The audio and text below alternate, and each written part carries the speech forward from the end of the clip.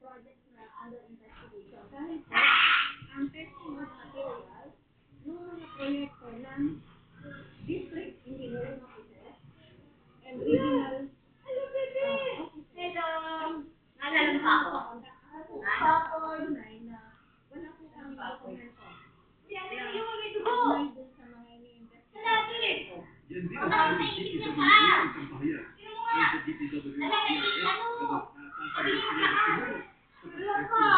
action na sangkot sa mga umunoy coal project, hindi pa raw ito nasisimulan. Ang ombudsman, inutusan na ang National Bureau of Investigation of DST na investigahan ang Ayun! Kabila! kung aksidente lang Ala, o kung naisip! ang mga apektadong opisina at records ng BIS. Para sa GRA Integrated News, Sino Gasol Raputok, 24 oras. Wala, natugan. May secondary. Matapos ipanawagan ng iba't ibang sektor at grupo Wala pa, ng may Independent Commission for Infrastructure o ICI, nabuksan sa publiko ang investigasyon sa mangyari sa project. Wala, dumadaming dugo, bilis. Mula sa susunod na linggo, ito ang mga online sa pamamagitan ng live stream. Sa ngayon, lumalabas na marami pang Naisip na yung paa niya sa gulong.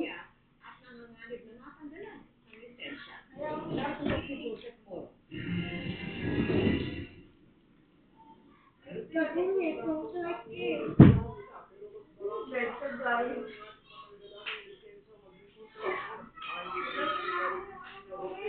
Dumating sa akin ang Independent Commission for Infrastructure o ICI para ipaliwanag kung paano na-update sa isang kontraktor para magpaproyekto sa gobyerno. Ngayon man, hindi pa masabi kung sila ang tatanggalan. Madami talaga sila. We can't really divulge also because we need to make sure na yung violation nila is correct. Kung makansila ang lisensya kahit mga pribadong proyekto ay hindi pwedeng makuha na sa lista. Kabilang sa mga walang lisensya ang siyam na kumpanya ng mga diskaya. Ang sinipitan pa ng DTI ang pagbihan ng lisensya kung may pilang ng ito sa demanda ng DTI na siya mismong sasalang kung maka-apply para magpalisensya. Dati kasi ay Philippine Contractors Accreditation Board of PICAP lamang ang sumasala at nag-a-approve nito. Ika-background check ang nag-a-apply ng lisensya. First, if they are part of this flood control, definitely, yeah, hindi na sila pwede. And then, we're also thinking that even the relatives cannot anymore be also given a license. Pero nagbibigay sila ng rekomendasyon ng ICI, Department of Public Works and Highways o DPWH. Dahil sa anomalya, kagunahan ng Executive Director sa PICAP at hindi na pwedeng maging board member ang sino man kung may construction company. Pero kaya ang tanging panauhin ng ICI ngayong araw. Di pa rin bukas sa publiko ang mga pag-inis ng ICI. Pero ang sabi ng mga kausa kaugnay ng mga proyekto kontra baha. Dahil sunod ng mga pag-inis ang napapayagan ng Korte Suprema. Hininga namin ang reaksyon dyan, live kay Chairman Judge Carlos Reyes Jr. Eric Sinado ang sabi ni Reyes, sabi mo sa EDEC.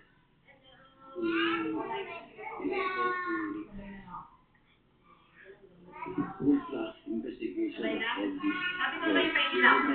Lulugoy pa kami ko, ano na yung Para sa GMA Integrated News, Joseph Moro ng 24 oras.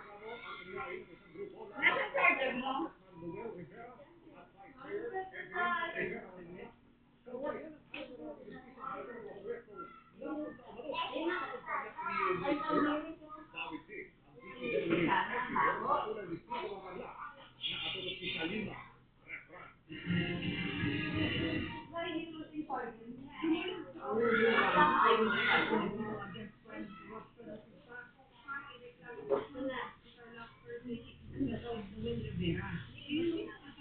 Vice Mayor Edwin Rivera.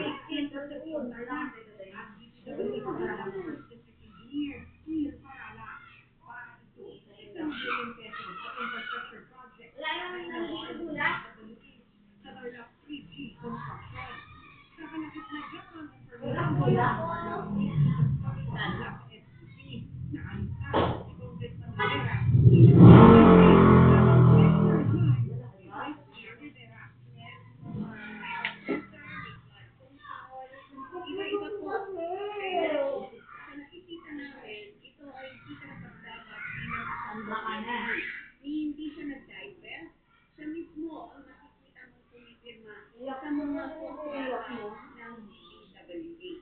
Labing tatlong kontrata sa iba't ibang distrito ng bansa ang napunta sa palakit. Walang mabinig yung reaction. Nakapirma rito bilang general manager ng Tarlac Gusto niya ito. Ano mo? Congressman Rivera. Dahil siya ay elected Grabe. district Ah, ang natin third district ay mga Ay, grabe ate. Ilan na kanya lang rin. sa mga Ilagay mo na sa kulungan. si Tito. Kasi Para nakahiga lang. Para nakahiga. alam ni Tito, siya, pero pinitigil niya ang kontrata siguro gamit ang Mami. Inirereklamo rin ang mag-asawang Rivera ng grave misconduct, serious dishonesty at paglabag sa government procurement act. Ayon kay Ombudsman Justice Remulla. Ay, wife. Isa talaga. Kaya kung wala Ay, ko, isa. isang complaint. Yun. Patuloy na pinag-iyan niya ako ng Patuloy na kinukuha ng GMA ang panig o inireklamo. Sa GMA Independent News. Hindi mo tinilaan yung beta. Dahil na. Pero nakalimutan sa mga ng pagsabog ng isang pagawa ng kaputok sa Garay Bulacan. Ay, tol na lang. Wala tissue. Wala pa ko lang. Obligado po yan para sa pamilya ng biktima dahil pinaglalangalan pa. Kinakain mo na lang. Kinakain na yun. At mula sa Rivera ay nakatutok live.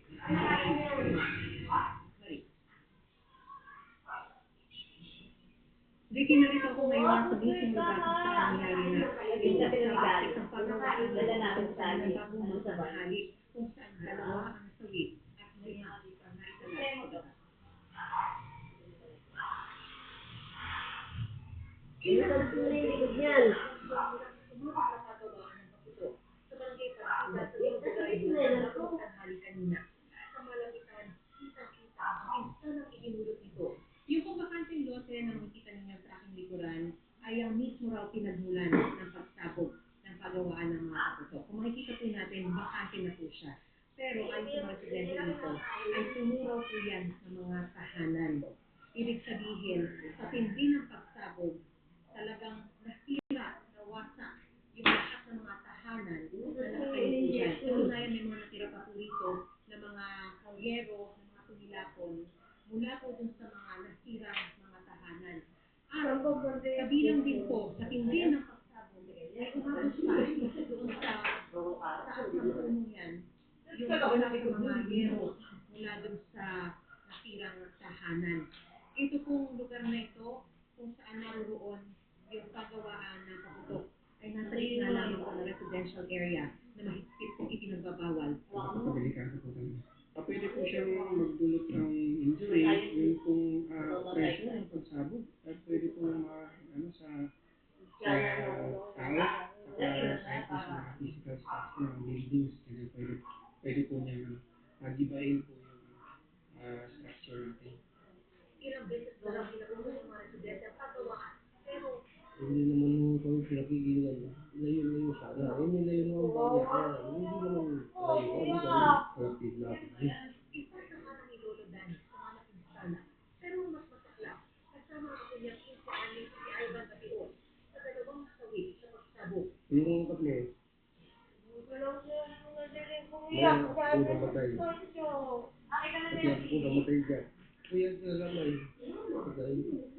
Nakatulog na gabi yan. Biglang, hindi sumabog. Hindi na nakatakbo. Gawa ka natutulog. Nabutan mo sa doon. Ang pinagdadamayan ni Ivan po ay ang batang kapatid na nagkaroon ng kung araw pala ang nakalilipas sa sakit. Kung saan siya din ang kabaong ng kapatid.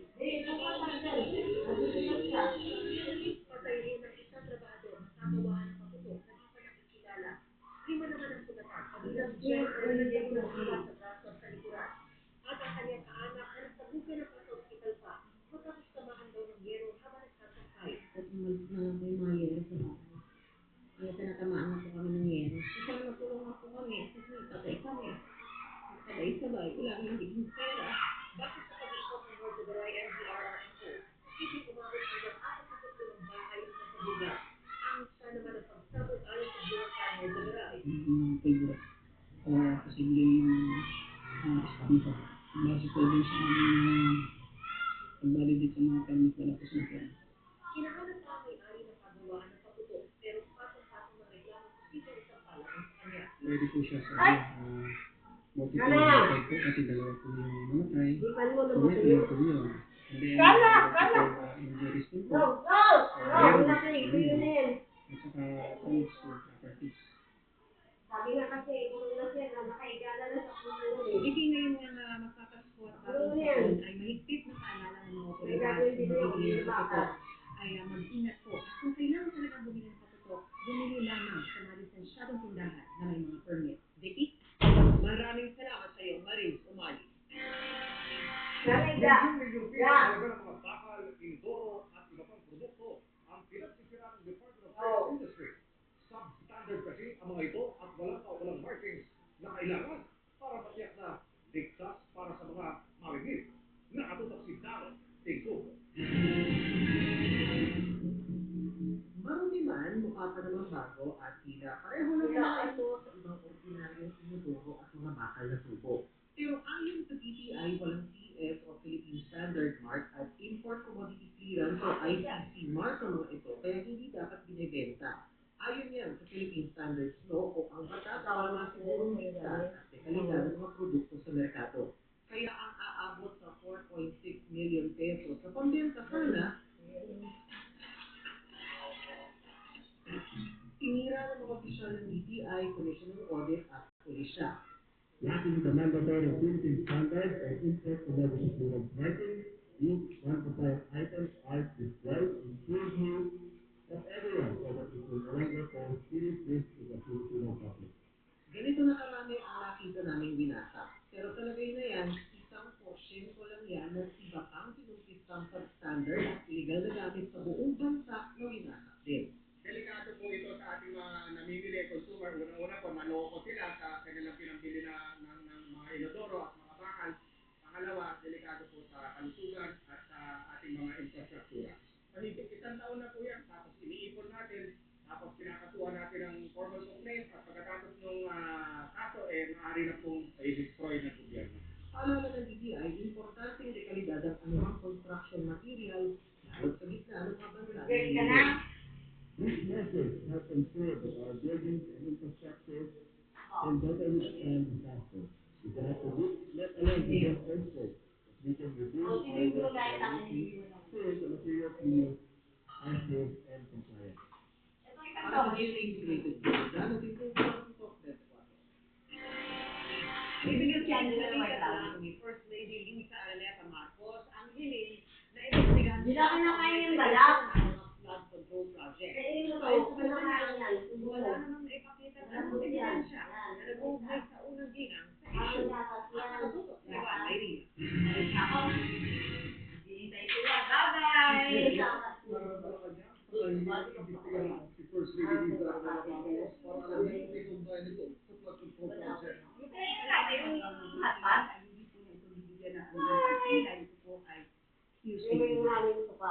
Ang tinutukoy niya, ang liham ng project manager si John Santander sa Independent Commission for Infrastructure Idea. Bye sila! Bye-bye! Bye po! Si Maynard Wu. Ang president ay kumaano nila pero ayon kay wala naman daw makikita daw ang unang gina sa mga proyekto.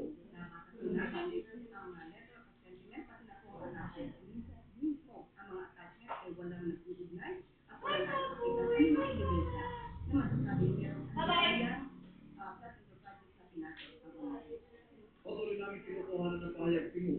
Dagdag ni Castro, hindi na ang palasyo na magsumbong ng katiwalayan ang kinuman kung may ebidensya. Hindi natin encourage kapag sila ay kompleto na ebidensya. Kung meron patutunan, vetted.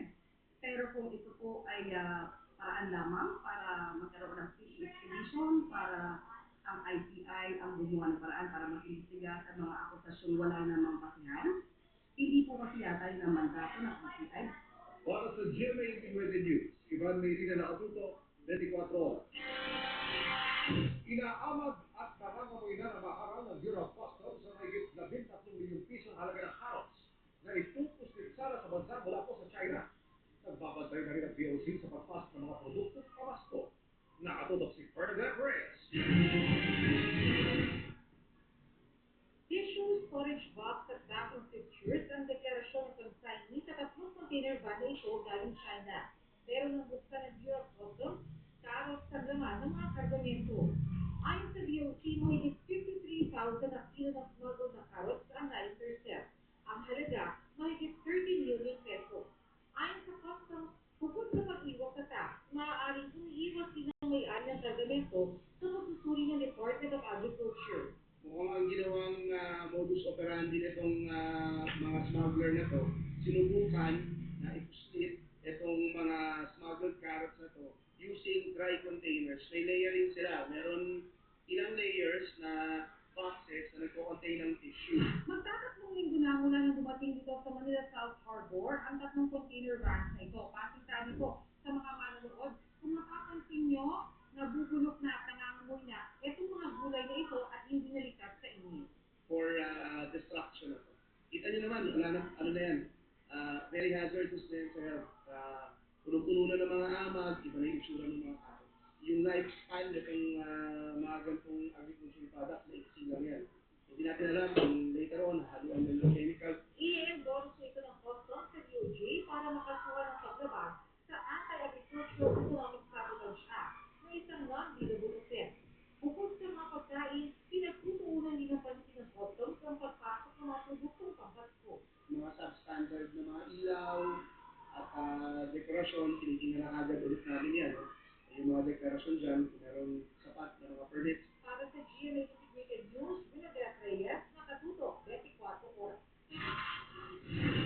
At susunod, batang babae, iniuntog sa pader at hinihinalang ginahasa ng isang lalaki. Ang mga lugar na isinailalim sa wind signal dahil sa bagyong Salome. At sa pagpapatuloy ng ating exclusive reveal, 2 pang bagong housemate ni Kuya. Kahit may amoy na siguro tayo. Kahit may amoy na siguro tayo.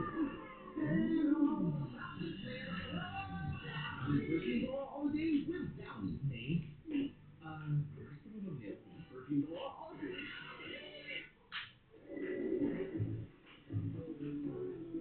Ang laking aralan ng marami ngayon. Mag-Victim Healer for fast relief mula sa balat na dilim. Kahit kailan, kahit saan. Victim Healer. Meron ka bang favorite category? Kailan ako ba? Enjoy the refreshing sweet flavors of Nano flavored beer. Apple, lemon, and lychee.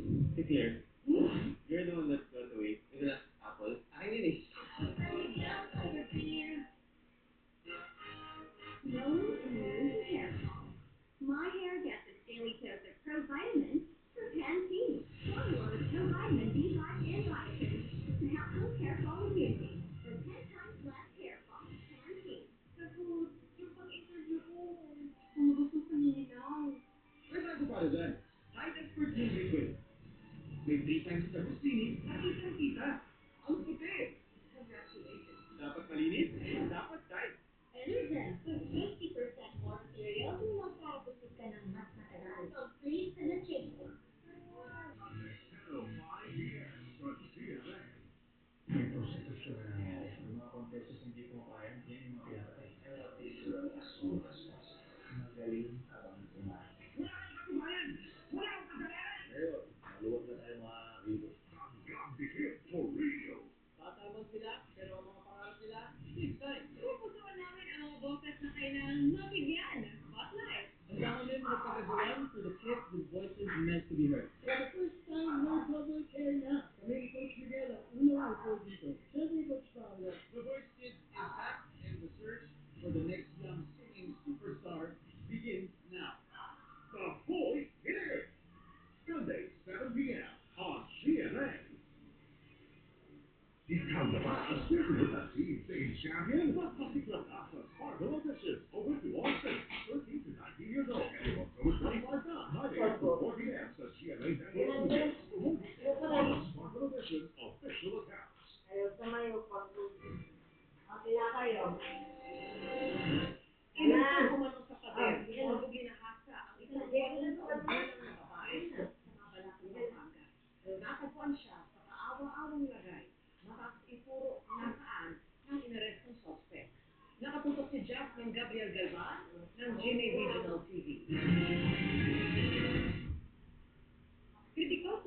ng 8 taong gulang na batang babae na si Ami. Binitali na pangalan. Matapos ito ng iuntog sa pader at hinihinalang ginahasa pa ng isang lalaki sa barangay Sapang Biaba, Mabalacat City sa Pampanga. Pinisyon na investigasyon, huling nakita ang biktima sa isang pisonet shop pasado alas 8 ng gabi noong Linggo, October 19. Ayon sa ina ng bata, magdamag siya naghanap pero hindi nakita ang anak.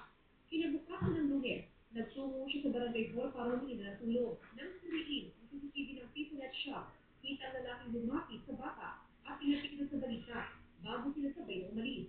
Ang bata na nandun po sa Petronet kasi po doon allegedly ang sabi ng nanay, doon daw po nagtatrabaho yung kanyang ate at siya po yung nagsasara ng Petronet. So nandun din po yung bata. Ikot-ikot lang po sa Petronet, sa labas ng Petronet. No, inoferan kasi yung bata ng 20 pesos. Kaya sumama yung bata sa suspect. Agad na naaresto ang suspect ay isang 20 anyos na helper at residente rin ng nasabing barangay. Ayon sa otoridad, inamin ng suspect na dinala niya ang bata sa bahagi ng expressway. Nang puntahan ng lugar, nakita ang batang babae na mahina at may mga pasa at sugat sa katawan. Wala nang saklo. At talagang ano po siya, critical na. So agad na sinugod po yung bata. Halos hindi po niya, hindi maka